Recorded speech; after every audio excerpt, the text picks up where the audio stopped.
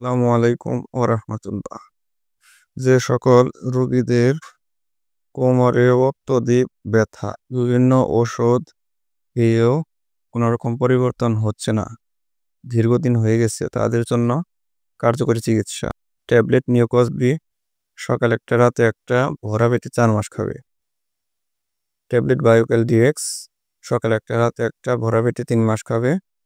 Tablet ফ্লেক্সিভেক 10 milligram সকালে একটা রাতে একটা, ভরা পেটে ১ মাস খাবে।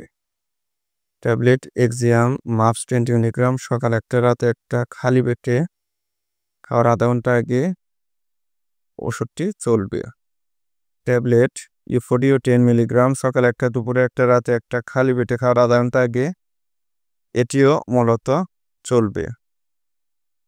এতে করে রোগী যদি প্রতিনিয়ত ওষুধগুলো চালিয়ে যায় তাহলে সে কাঙ্ক্ষিত ফলাফল পাবে ইনশাআল্লাহ।